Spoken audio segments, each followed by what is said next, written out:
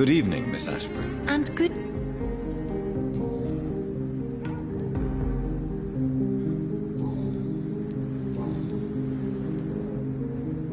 Do you know why Lady Ashbury chose you to become her daughter? No, I don't. Each time I ask her that question, she smiles and says it's precisely because I dare to ask such questions. Do you ever regret that she chose you? Of course not. Though I often wonder if she adopted others before me. If so, where are they buried? How was it for them to pass through life with a never-aging mother?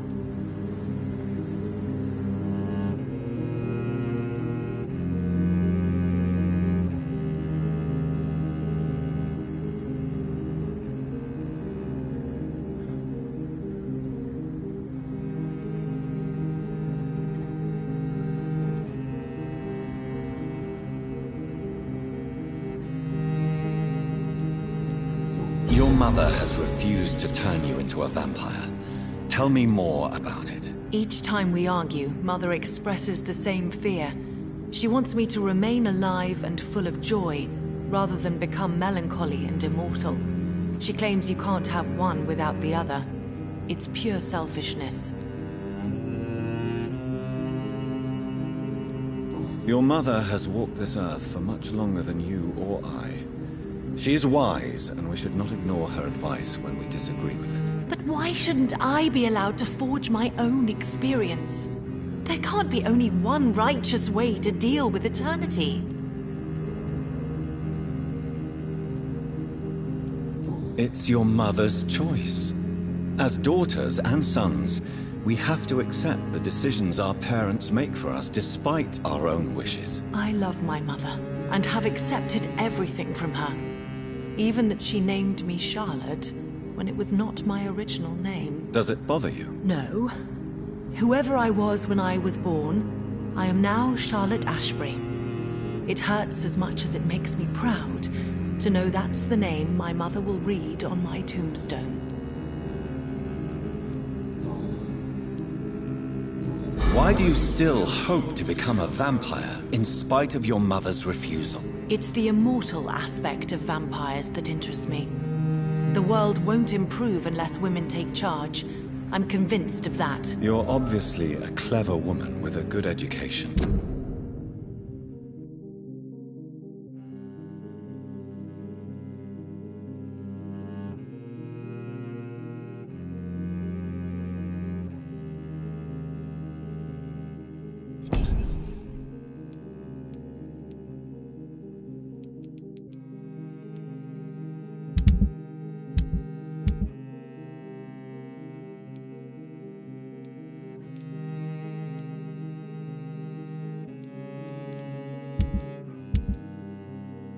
Brilliant future. But have you thought about the price you'd have to pay? The loneliness, the necessary masquerade. Is it not true of every high position? To change this world and make it a better place, one needs time on one's side.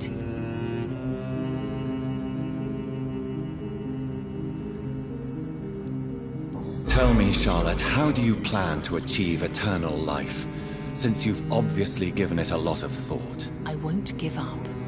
You have no idea how determined I am, sir.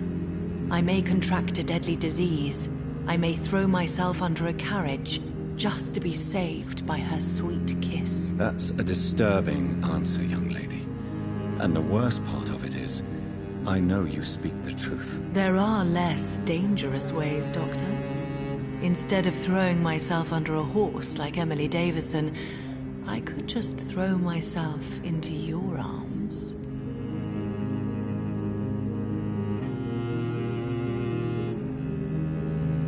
Never.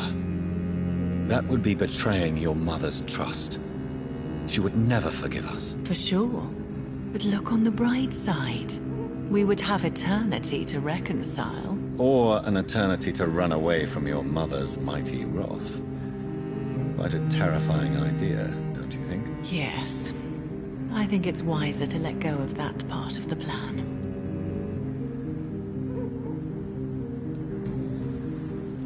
Goodbye, Charlotte. Give my best regards to your mother when you you see her? She's been quite busy these last few nights. I suspect you may see her before me.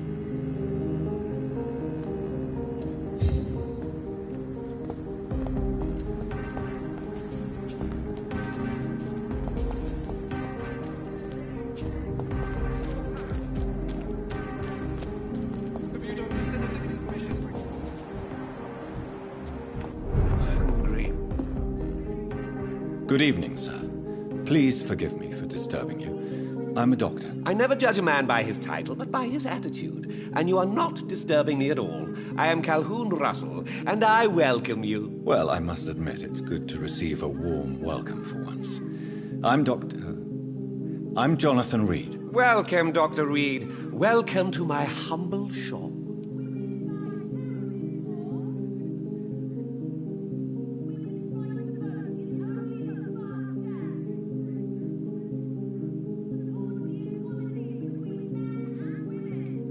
I may have a look at your goods, Mr. Russell.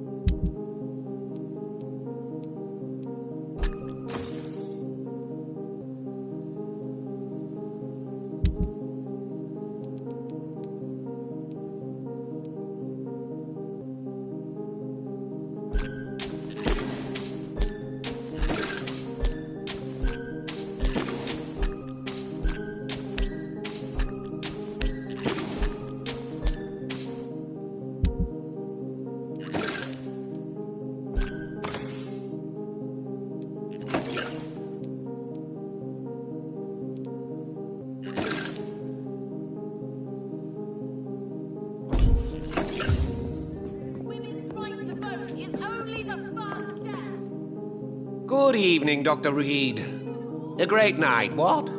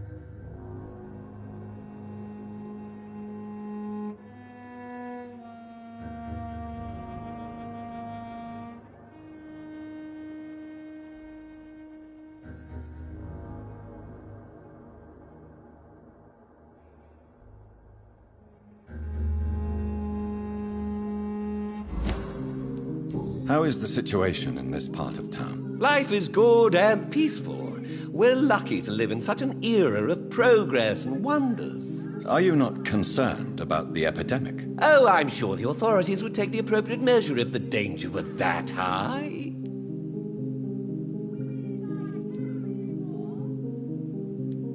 You cannot expect the newspapers to expose the truth while the war is still raging. I can assure you that the situation here is desperate. Well, that's news then. But I can't believe that things are that bad. Are you sure you're not exaggerating a bit? For the thrill of it?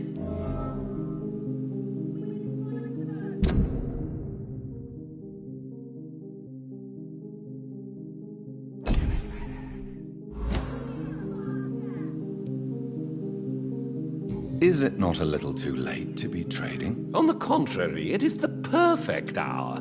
Believe me, my friend, it is always at night that you meet the most fascinating characters.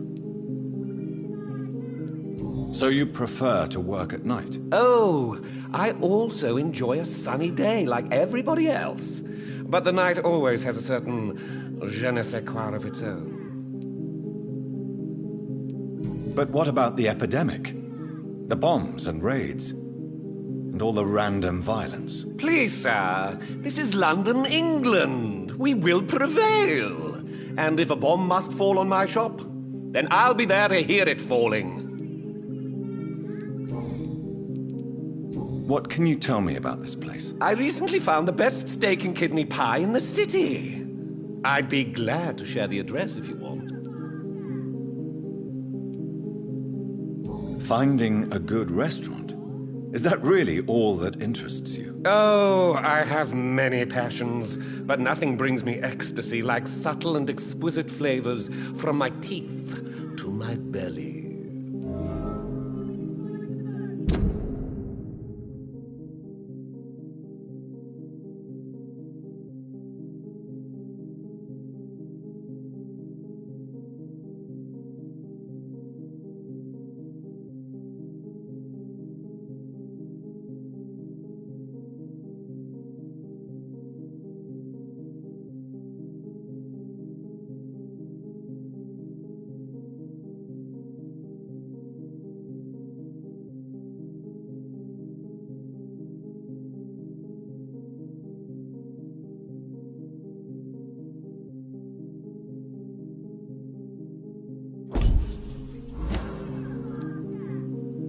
I must confess, I have quite specific tastes when it comes to nutrition. Really?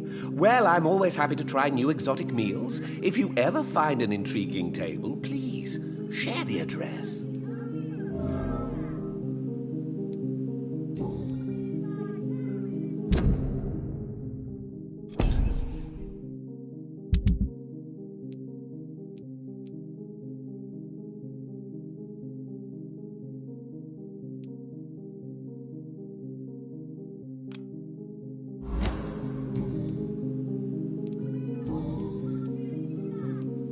Do you have any family nearby? Not since my parents died.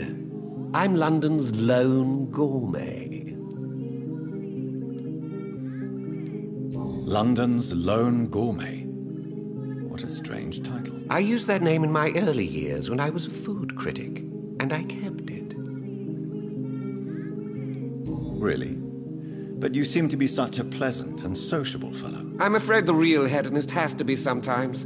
I discovered ecstasy as a solitary pleasure, but it does not mean it can't ever be shared.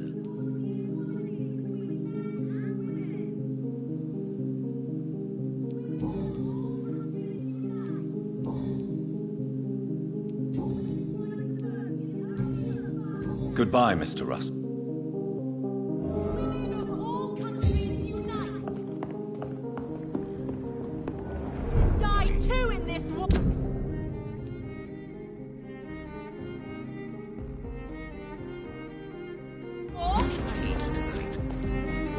Support the equality between men and women. Women of all countries unite.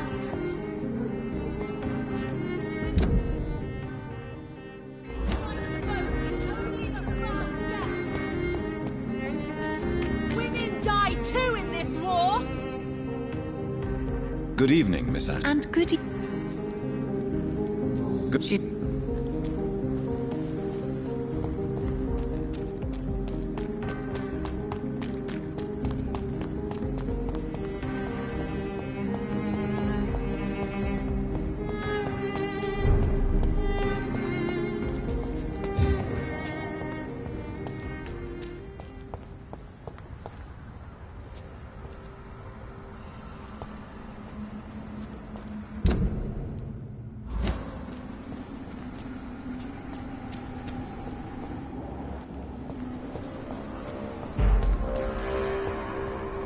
Stop right now! Are you deaf?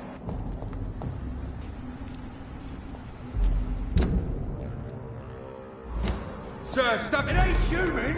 Get out! Get their weapons ready! We found one! Fuck, it's fast!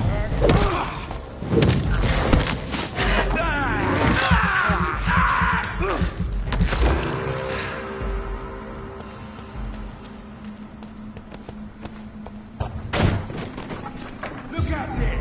Vicious bugger! Watch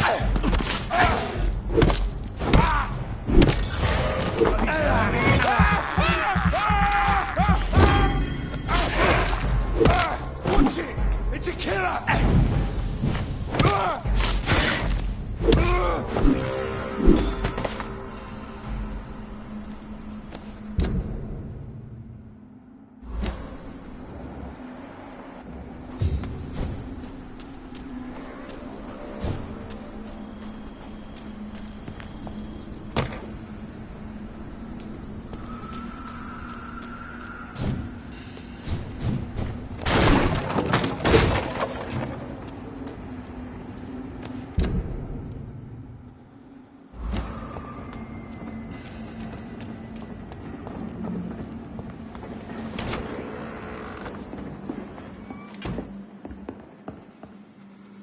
Are you sure? Yes, Goodbye, Mr. Kimura.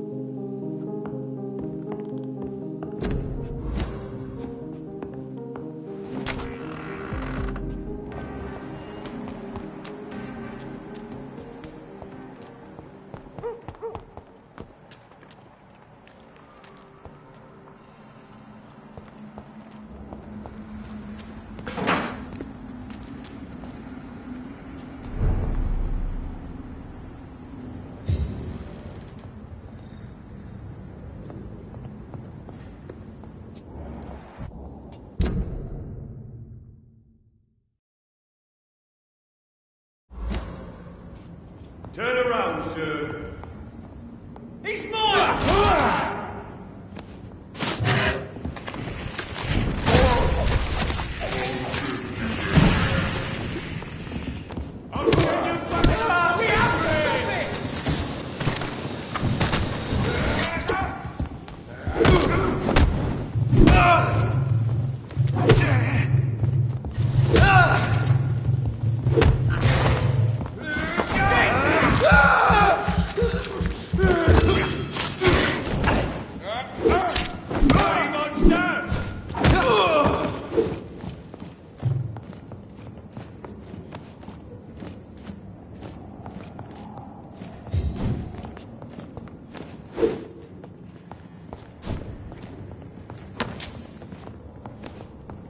I cannot enter.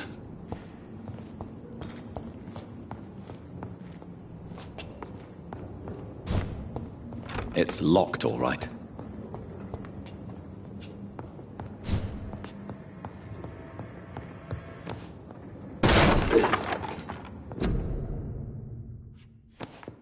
A restaurant where the guests are blindfolded before being seated. Intriguing.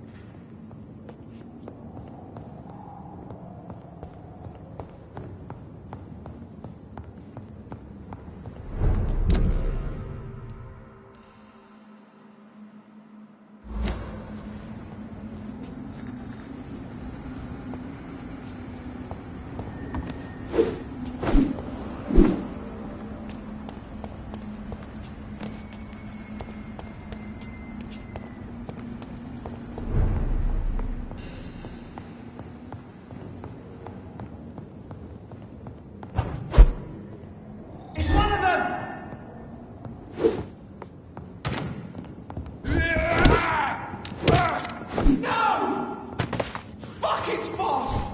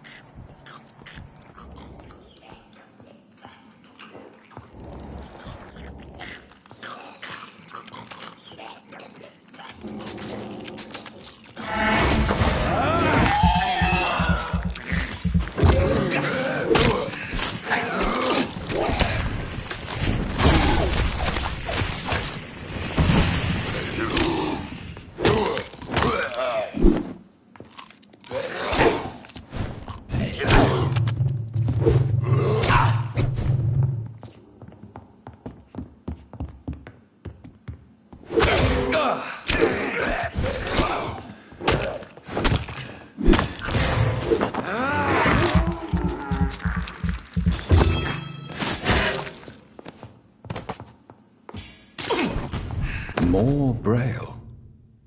I should bring this to Mason Swanborough.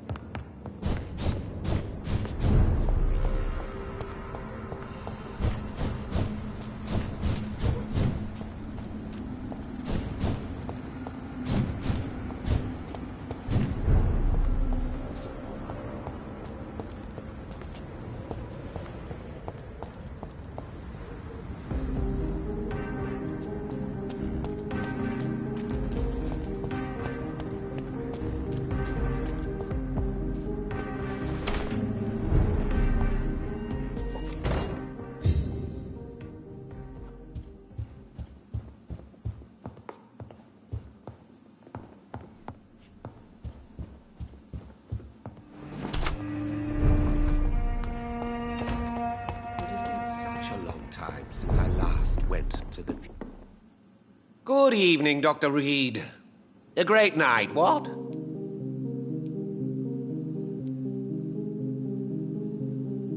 I have found a restaurant that could satisfy you, Mr. Russell. The most intriguing and exotic restaurant in London. Really? You have piqued my interest. Where is it? It's a place where you eat in complete darkness and try to identify your meal without anything but your palate. My, oh my, how interesting. It could even be fun to eat a little poisson et fruit that way. Oh, thank you, Dr. Reed. Please, have this for your research.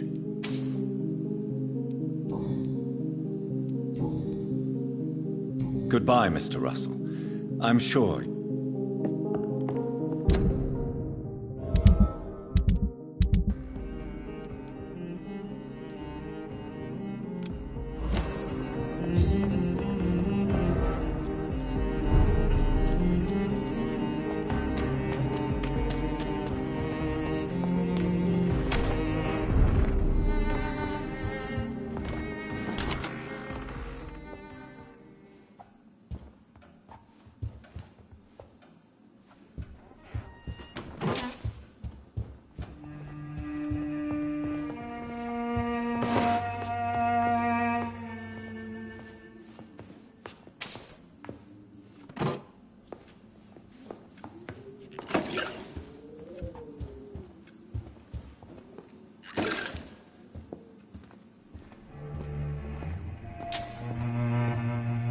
Good evening, Avery. Mr. Jonathan?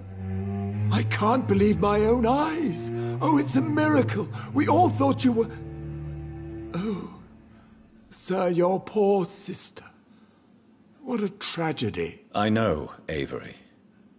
I know about my sister's murder. Miss Reed expected you to return to assist with the funeral, right up until the last minute. Where have you been, Mr. Jonathan? We needed you here.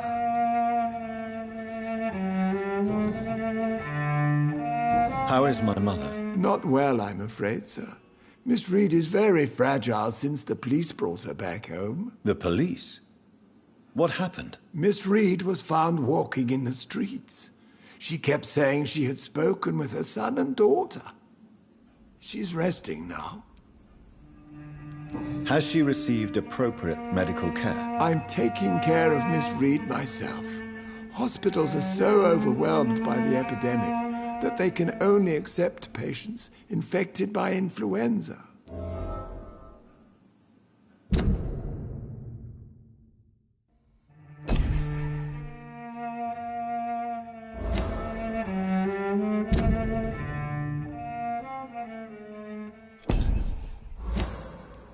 Perhaps we could arrange a short trip. Somewhere sunny, like France. She has always been very fond of France. I think leaving London could do her good. I'm afraid Miss Reed is too frail for the moment. Recently, she started going out at night without remembering it. I have to watch her carefully. What is the situation in this part of town? For a time, the West End seemed spared by the epidemic. But the situation is getting much worse. Have you no relatives anywhere?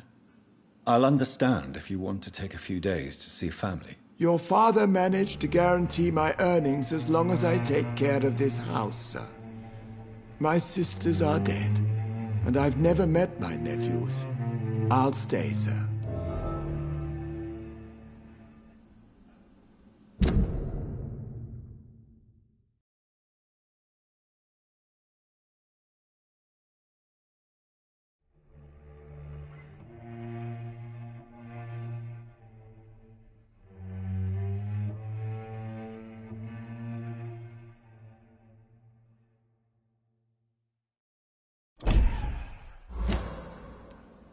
I'm sorry I could not be here for Mary's funeral. Your mother was strong, sir, but your support would have been appreciated. Apart from the priest and I, no one else attended your sister's funeral. To be present at the funeral with you both was my dearest wish, Avery.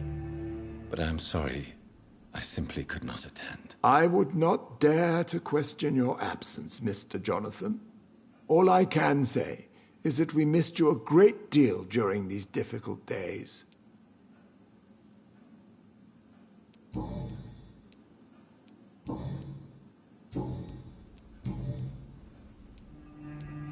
Tell me the truth, Avery.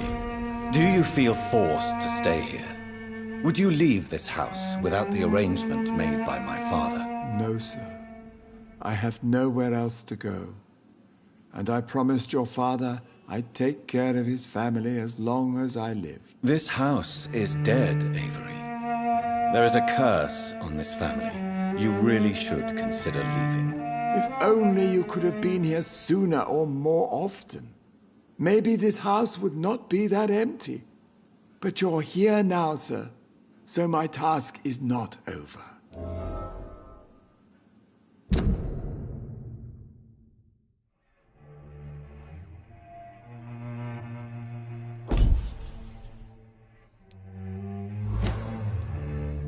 You have served this family extremely well, Avery. Your support during these terrible times is much appreciated. Then I will stay. All I ask is that you take care of my own funeral if I die before the end of the epidemic. No mass grave, please, sir.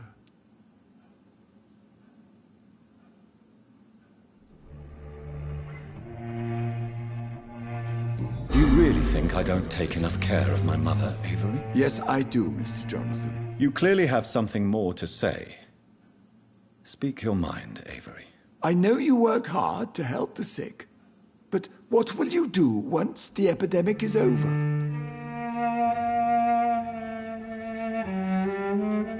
My home is here, and I have nowhere else to go. But this house will need some improvements if I move here. Some radical changes. That's good news. Whatever changes you have in mind, I'm sure we will find an arrangement that suits your mother also.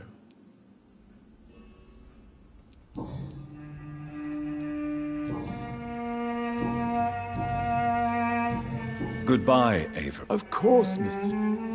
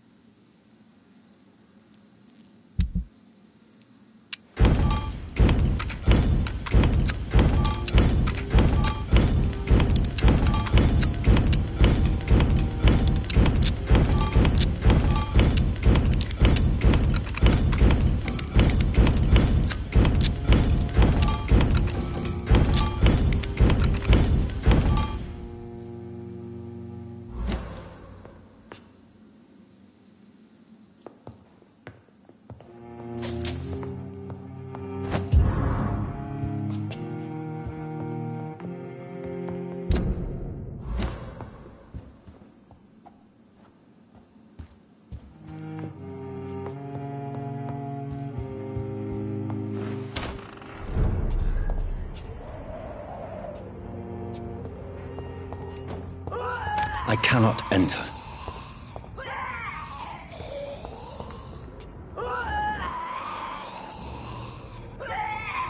It's locked.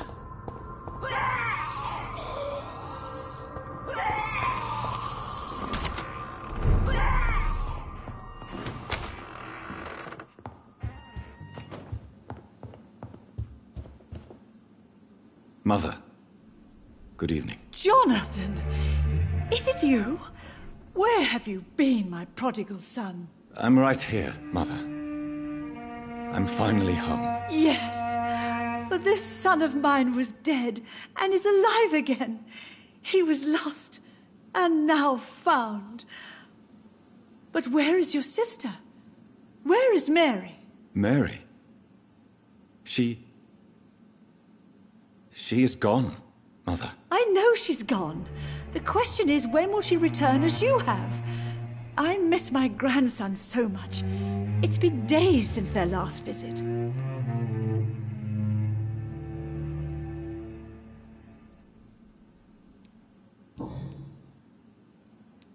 Mother, do you know what's been going on in this area? Not really. I don't go out much due to the epidemic, and when I do, I tend to get lost. What do you mean you get lost? I hope you don't go outside alone. Of course not. When I go out, your father always comes with me, but he leaves me there sometimes, and I have trouble finding the way back. Have you returned to Whitechapel Cemetery since Mary's funeral? I never want to go back to that awful place. Wait. I think I went back once. And you were there too. And Mary? No, that can't be true. It was just a bad dream, Mother. A nightmare, yes. Mary was so angry. I walked back home alone. If that kind policeman had not called Avery from the station, I don't know what would have happened.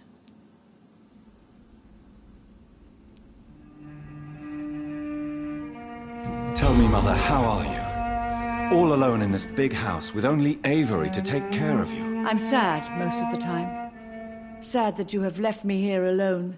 Sad that you don't tell me when you come or go. I'm so sorry, Mother. It wasn't supposed to be like this. I was coming home. I was home. London, the Thames, and then it happened. What happened, Johnny?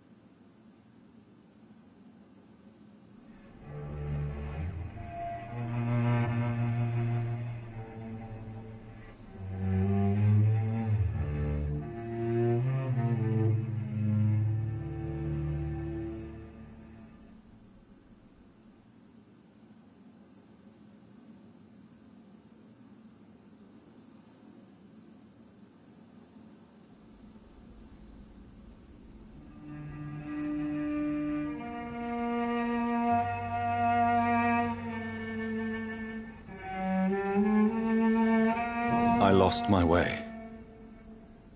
Somewhere between the boat and the house, my life changed completely. You should have told me, Johnny. I would have understood. You always were a secretive little boy.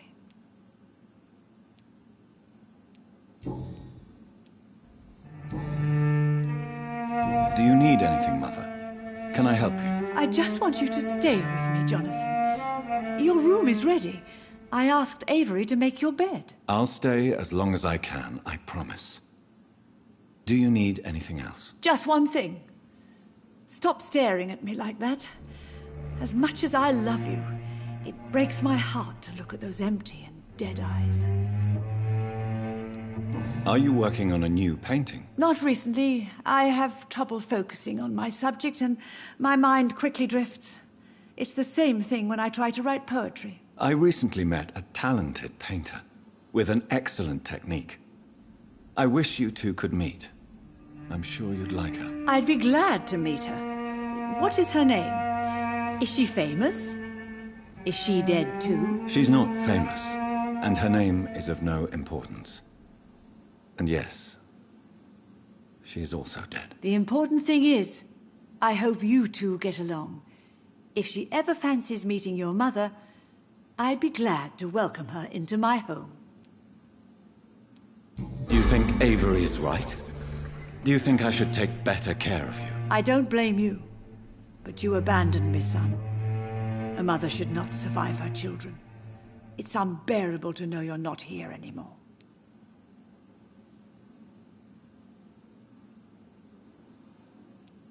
I know I have failed you since I returned. I even watched you bury Mary from a distance.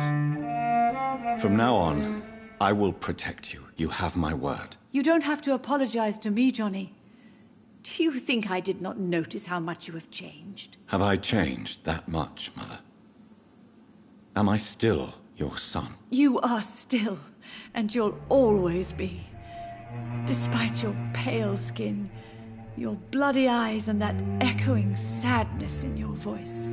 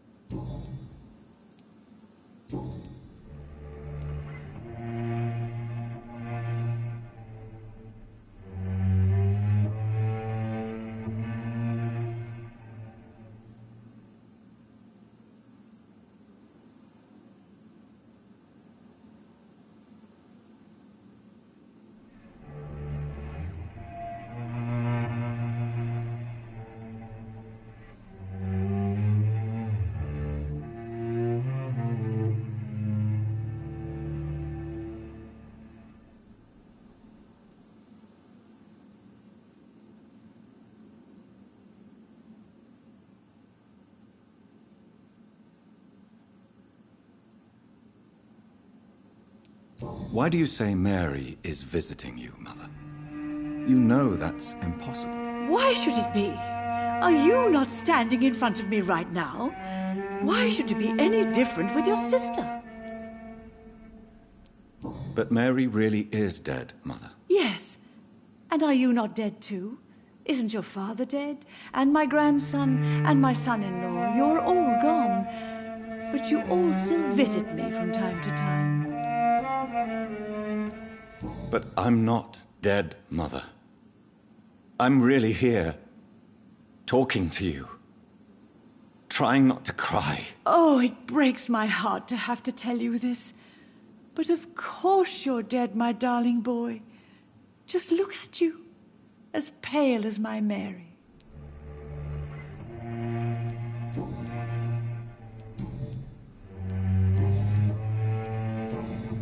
Goodbye, Mother. Goodbye, son. Please come back soon.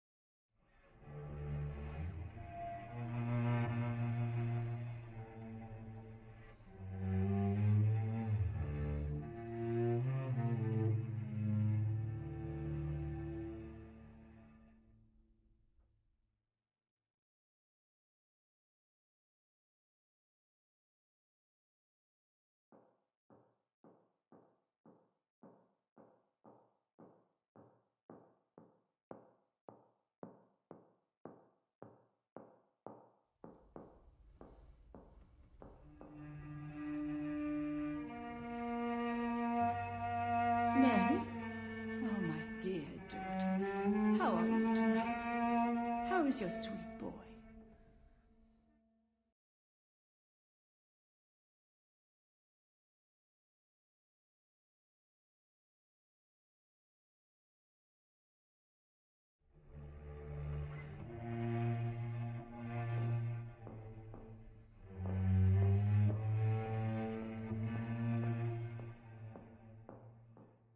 I remember Sunday walks in the park.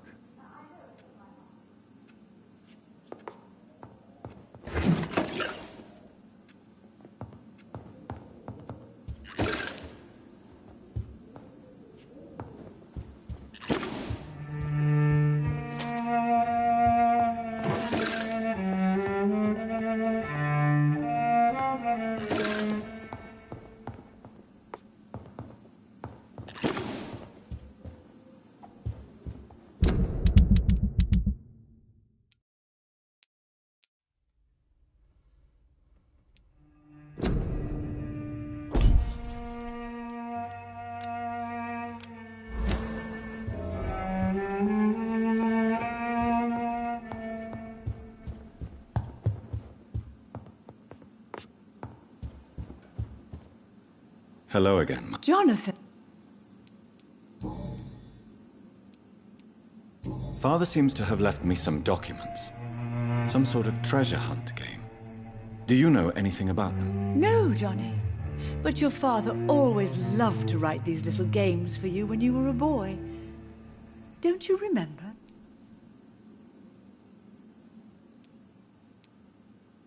I remember now. He used to post me these riddles, as though they were sent by a mysterious games master. I'd spend weeks trying to decipher them. Your father was always so proud each time you found the answer. He was not just the serious, doer banker everybody thought he was. I was proud too. How could I forget that? The important thing is that you remember it now. I'll tell your father the next time I see him. He'll be so happy.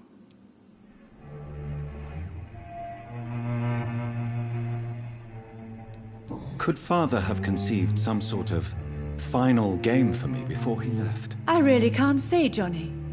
Perhaps you should talk with Avery about that. He was your father's confidant, more than I.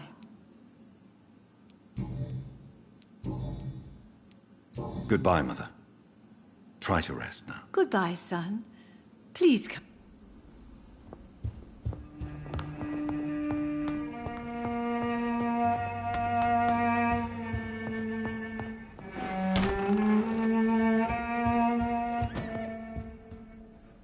Yes, Mr.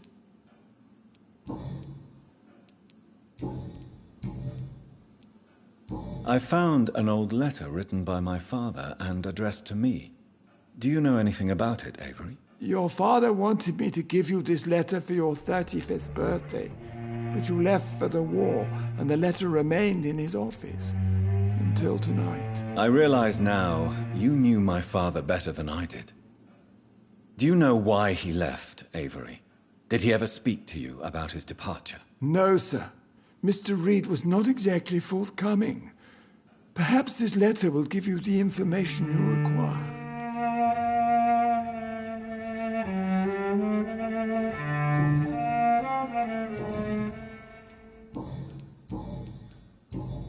Goodbye, Avery. Of course, Mr.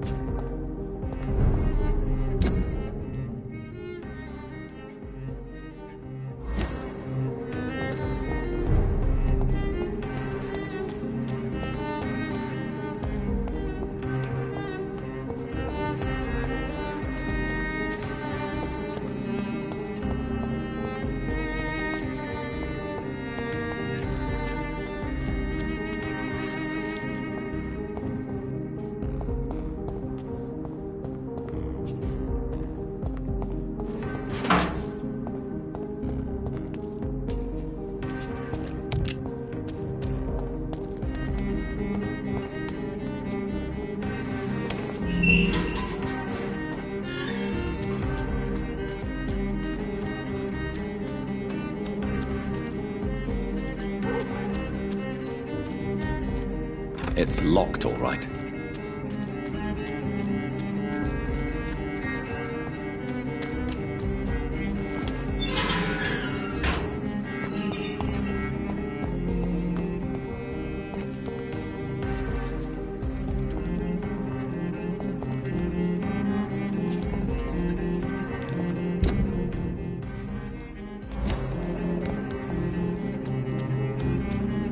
It's locked.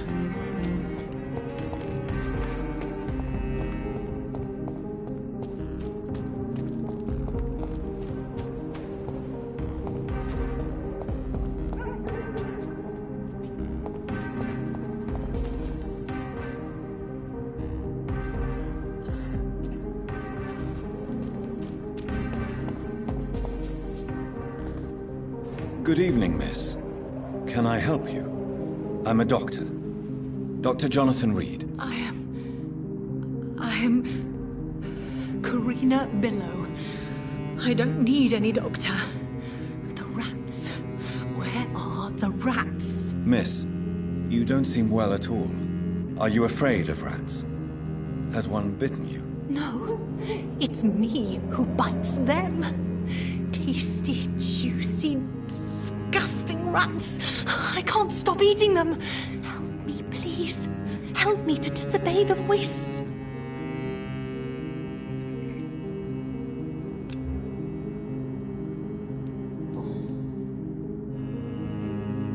What happened to you? The rats. The answer hides in their little crunchy bones. Their juicy, tiny brains. Miss Billow, please, try to concentrate. Why do you worry about rats so much? The voice in my head. He forces me to do so. Drink their blood, he said. Eat their flesh. Do you feel compelled to obey that voice, Miss Billow? Even if you're loath to submit to it? Yes. Please. Help. Tell me about the voice in your head. Who is it? Can you describe it? Is it someone you know? Someone you met? Keep your mouth shut, he said. Don't ever speak about me, or I'll abandon you. Help me, please, Doctor.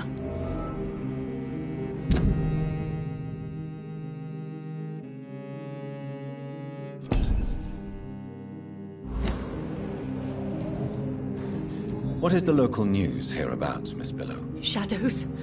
Shadows hunting shadows. Whispers in the dark. Pestilence. Suffering. Death.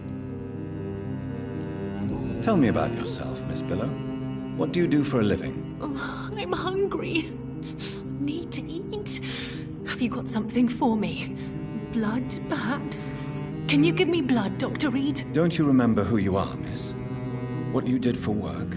I was strong, proud. I campaigned for good causes. But that was before. Before. It does not matter anymore. I'm so hungry.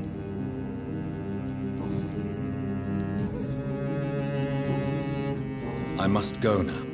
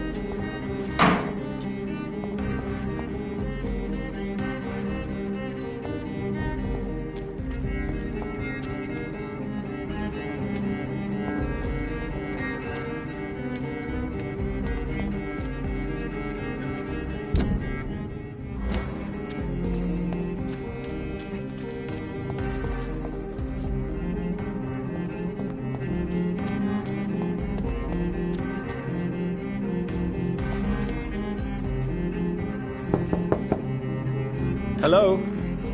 Is anyone there? Jonathan, is that you? I did not know you were back in London. Oh, my dear Johnny, I'm so sorry for your loss. Mary was such a sweetheart. Thank you, Venus. May I come in? I was going to bed, actually. Forgive me. I'll tell you what.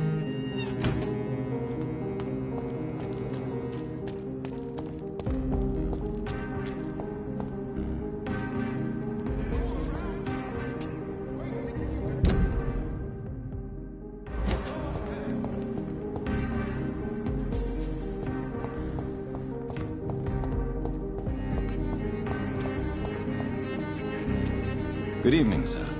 May I have your attention, please? Come on, Johnny. Don't you recognize your oldest friend? Clarence. Clarence Crossley. How are you? My God. So you survived the war too. So sorry I didn't recognize you at first. I almost didn't recognize you either. War does that to men, I heard. In my case, it was true, for I witnessed the horror that lies underneath.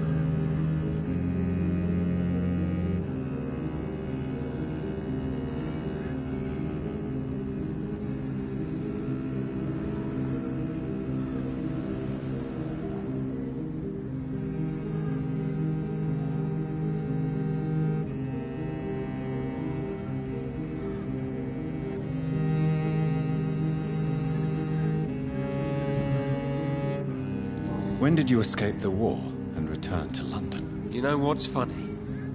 I almost never think about the war. Not anymore. I'm involved in another kind of battle now. I know what you mean. I haven't had much time to think about the war either since my return. Of course. With the epidemic, I bet you've been busy as well. Forgive me, Johnny, I didn't want to sound selfish.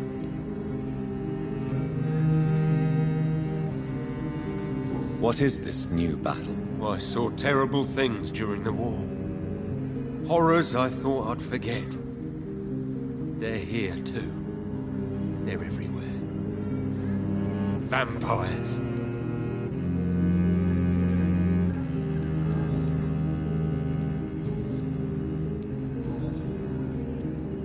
How is your wife, Venus? We've spent so much time away from each other. And so many things have happened. But you're alive. You returned in one piece and you have a family. How many soldiers can say the same? Believe me, it's not quite that simple. Unlike you, I'm not the man I used to be. Is everything all right at home? Surely Venus was relieved to see you return from France in one piece. Have you forgot what people are like in this part of town, Johnny? Venus fears for our family reputation. Now her husband has become the village idiot.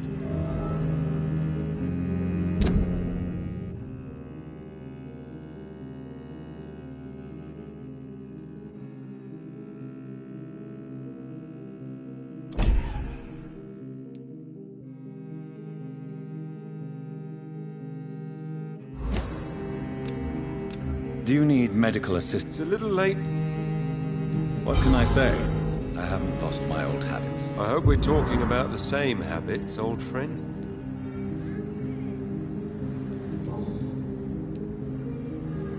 How is your wife, Venus? We've spent so much time away from each other. So many things have happened.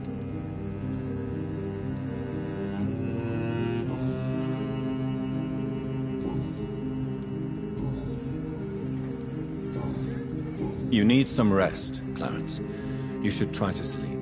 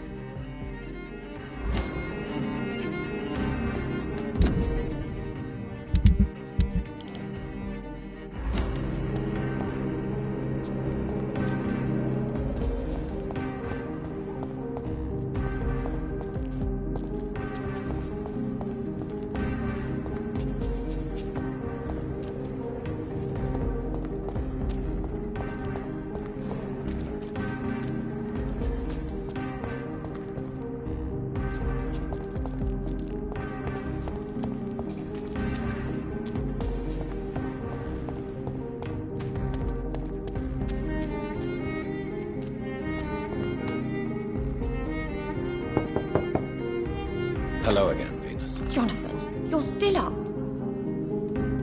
Forgive me. I'll tell you what.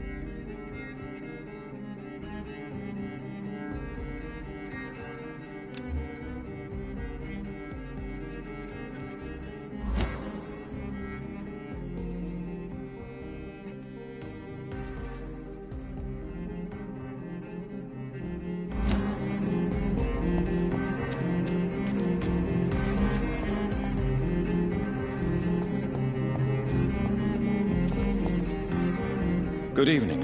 What?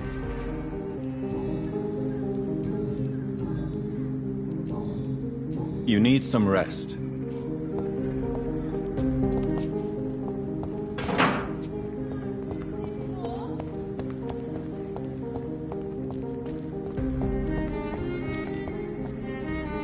Good evening, Miss Ashbury. And good...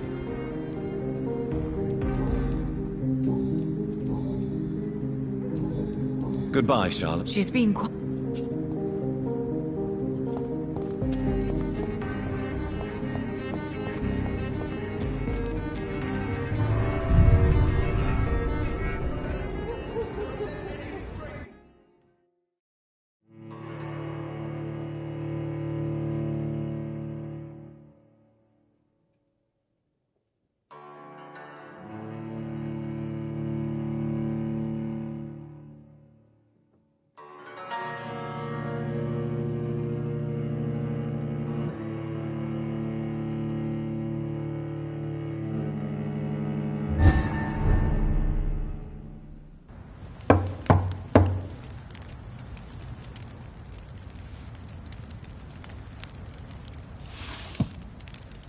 Do you know where you are standing right now?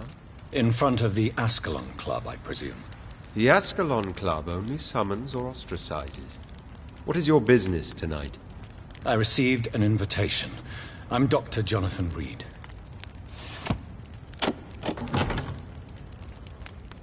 Welcome to the Ascalon Club, then, Dr. Reed. Please proceed.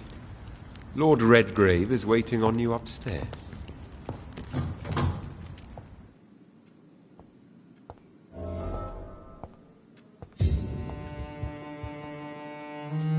There has been quite a battle here.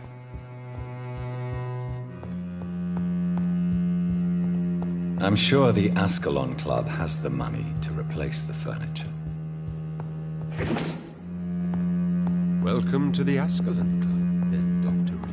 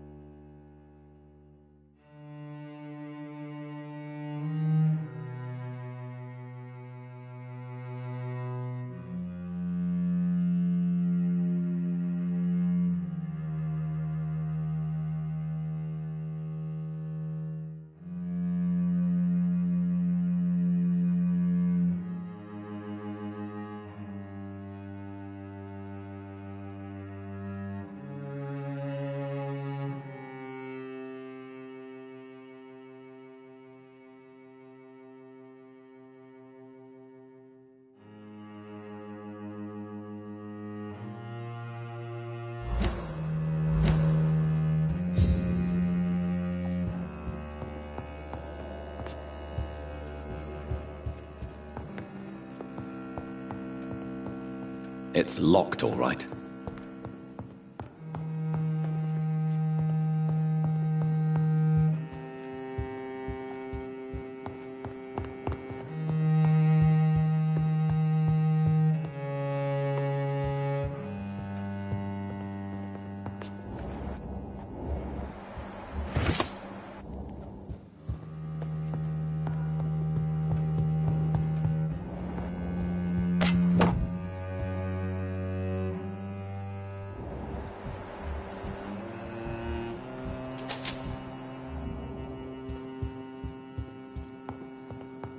I cannot enter.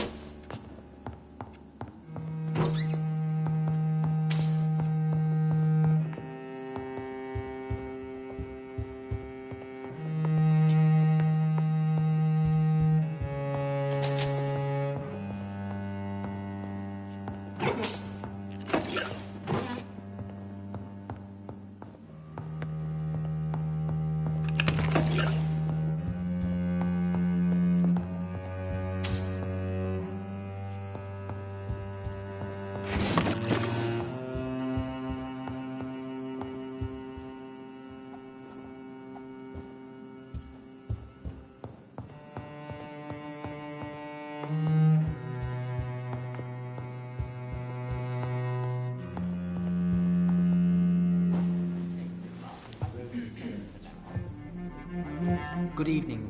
We repel the intruders for now.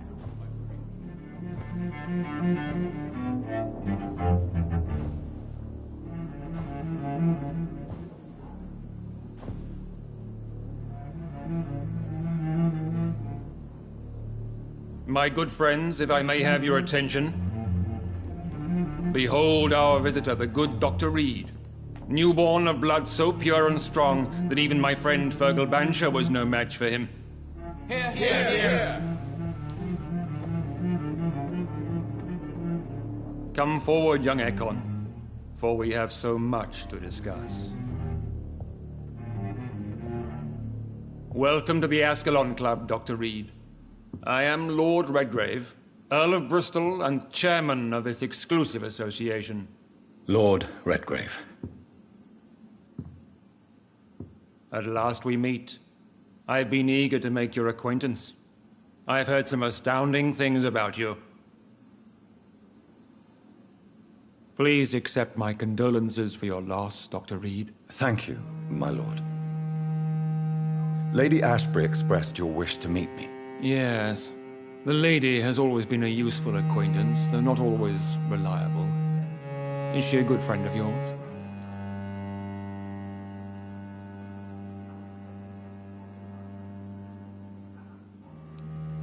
She's a close friend, and I'm honored that she feels the same about me. The centuries have taught me never to trust a woman completely, especially if she is a mortal. Too prone to emotions, if you ask me. Too fickle when it comes to important decisions. My lord, do not expect me to speak ill of Lady Ashbury. Of course not, and I praise your loyalty. Would you offer the same fidelity to the Empire? What do you mean? I speak of the Skull Plague that threatens London and the country. You have been on the front line in the East End, but the time has come to open up a second front here. The epidemic has escaped the quarantine.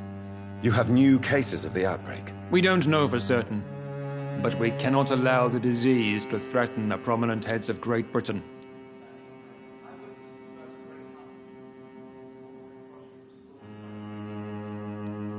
Why do you suddenly need me? The Ascalon Club only recruits the best, and you definitely fit the bill. Your scientific and medical reputation alone would qualify you as a candidate. You want me to find possible sources of the outbreak in the West End. Is that it? Ah, straight to the point, like all eager newborns. We shall have time to talk about all this, Dr. Reed. But first, I should like to get to know you better. Talk? Is that the only reason you asked me here? Well, no. I also wanted to meet the intriguing Ekon, who made such a powerful progeny of his sister. You have not learned the name of your maker, am I correct?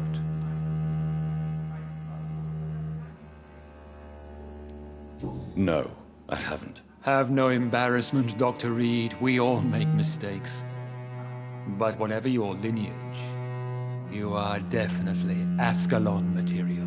What do you mean? I would like you to become a member of the Ascalon Club, and to serve me as such. Before I accept, I have so many questions. Please ask. What does it mean to be a member of the Ascalon Club? It means that you swear to protect the interests of the Crown, that you become a loyal servant of the British Empire. Do you have any official recognition from the government? A charter from His Majesty the King? No. Of course, the Ascalon Club publicly supports the Empire, but the true nature of its members remains a secret. Am I supposed to follow orders? As founder and chairman of the club, I alone am entitled to make demands of our members, and I do appreciate obedience. I killed Fergal, who claimed to be one of yours, sent to cleanse the East End of all Skulls. Will his death be an issue? Do not worry. My priorities have changed. Fergal was a zealous servant of mine, but like any servant, he had his limitations and is readily replaced if necessary. What is the Ascalon Club's express purpose? We follow the credo of William Marshall, the greatest knight who ever lived.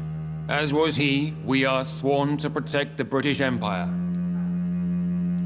What does Ascalon mean? Ascalon was the lance wielded by St. George, glorious patron saint of England when he slew the dragon. And like that lance, we pierce the hearts of all our nation's enemies. William Marshall founded the Ascalon Club. Not exactly. William Marshall granted me immortality, and I founded the club a few years later. The good knight has been gone for so long.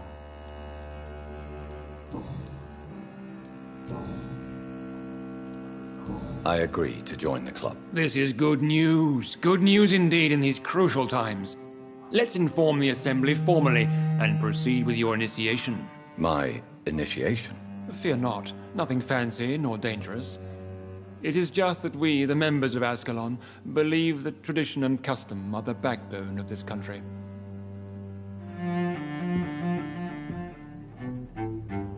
My fellow members, dear friends, please gather and welcome this Ekon as one of our own. Is he worthy? Is his blood pure? Well, speak, Dr. Reed, in front of the most sacred blood. The blood of our beloved William Marshall, speak now. Will you serve and protect the crown as he did? Yes, I will. Then, young Ekon, it is time to testify with your blood. It is time to sign the Book of Allegiance. I know it's awfully gothic and a tad pedantic, but England's traditions are the backbone of our nation.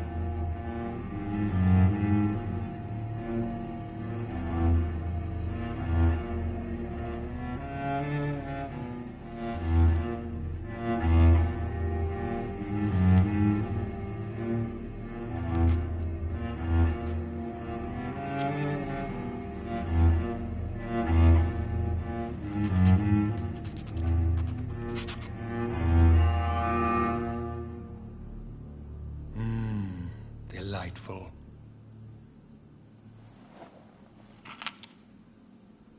Welcome to the Ascalon Club, Dr. Reed. Take your place among the bearers of the lance. One of us! One of us!